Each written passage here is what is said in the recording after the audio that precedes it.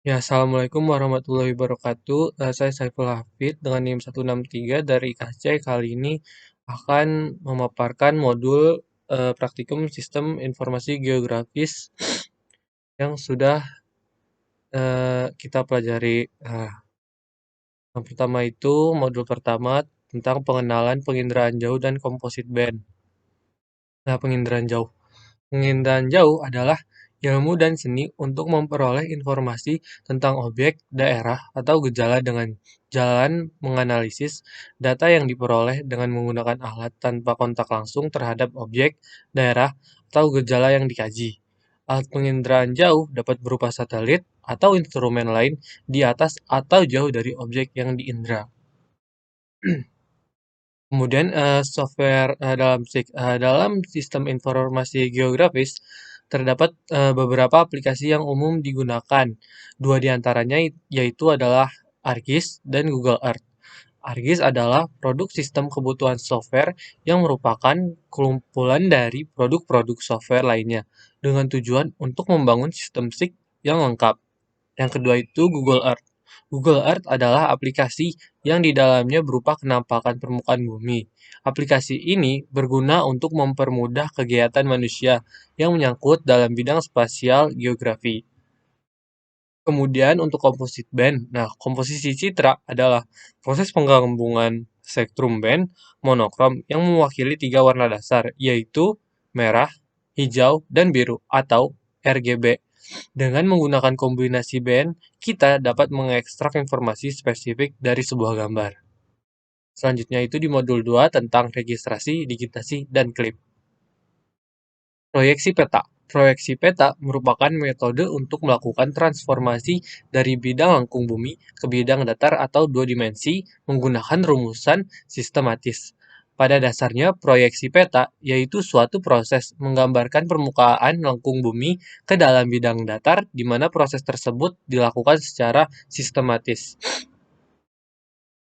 Nah, selanjutnya registrasi peta.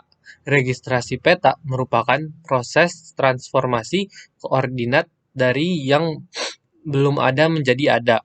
Baru kemudian dilakukan interpretasi dan digitasi sesuai dengan jenis ruang terbuka hijau sampai dengan perhitungan luasnya. Registrasi peta ini bisa dilakukan di beberapa software seperti ArcView, ArcGIS, MapInfo, dan Global Mapper. Selanjutnya digitasi. Digitasi merupakan proses melakukan interpretasi citra ke dalam format file atau dapat disebut sebagai pengubahan data peta hard copy menjadi soft copy. Data yang disimpan dapat berupa titik atau poin, garis atau polyline, dan poligon. Nah, selanjutnya klip peta. Klip adalah fungsi untuk memotong peta dengan bentuk potongan berdasar bentuk objek dari peta yang lain.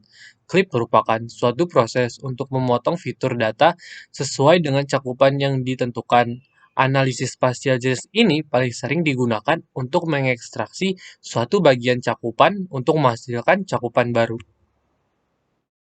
Selanjutnya, kita masuk ke modul 3 tentang interpolasi kriging pada pemetaan klorofil A dan suhu permukaan laut. Interpolasi. Proses interpolasi adalah mengisi kekosongan data dengan metode tertentu dari suatu kumpulan data untuk menghasilkan sebaran yang kontinu. Interpolasi spasial diperlukan dalam studi geografi, karena geografi memerlukan analisis spasial untuk memperoleh informasi suatu fenomena di suatu wilayah. Nah, untuk metode interpolasi itu terbagi dua macam. Yang pertama itu ada geostatistik yang terdiri dari kriging, dan sedangkan untuk non-geostatistik itu ada natural neighbor, inverse distance, ada weight, dan spline. Selanjutnya, untuk metode kriging, kriging merupakan analisis data geostatistik yang digunakan untuk mengestimasi besarnya nilai yang mewakili suatu titik yang tidak tersampel berdasarkan titik tersampel yang berada di sekitarnya, dengan mempertimbangkan korelasi spasial yang ada dalam data tersebut. Kriging dapat digolongkan ke dalam estimasi stokastik, di mana perhitungan secara statistik dilakukan untuk menghasilkan interpolasi. Selanjutnya untuk suhu dan klorofil A. Kondisi oceanografi sangat berpengaruh terhadap kelimpahan ikan adalah sebaran klorofil A dan suhu permukaan laut. Klorofil A merupakan sumber makanan bagi ikan di laut. Kelimpahan klorofil A di suatu perairan dapat menjamin kelangsungan hidup ikan. Sedangkan suhu permukaan laut atau SPL merupakan salah satu faktor yang mempengaruhi kehidupan organisme di lautan. Karena suhu dapat mempengaruhi metabolisme maupun perkembangbiakan dari organisme di laut. Nah, selanjutnya kita masuk ke modul terakhir yaitu modul 4 tentang batimetri dan kartografi digital. Nah, untuk kartografi sendiri itu merupakan suatu ilmu dalam pembuatan peta atau globe. Bidang ilmu kartografi merupakan visualisasi pemetaan dalam bentuk dua dimensi. Secara umum, kartografi adalah ilmu yang mempelajari tentang perpetaan. Nah, kemudian batimetri. Batimetri yaitu ilmu yang mempelajari pengukuran kedalaman lautan, laut atau tubuh perairan lainnya. Dan peta batimetri adalah peta yang menggambarkan perairan serta kedalamannya. Batimetri berasal dari bahasa Yunani yang berarti pengukuran dan pemetaan topografi di bawah laut.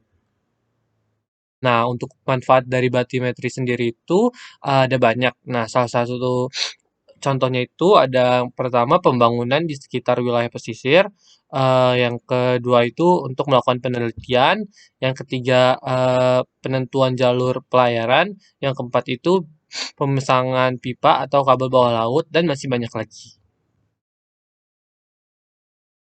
Nah, kemudian topo to raster. Topo to raster adalah teknik interpolasi yang dibuat secara spesifik untuk keperluan citra dam hidrologi yang berfungsi untuk membuat peta kontur hidrologi.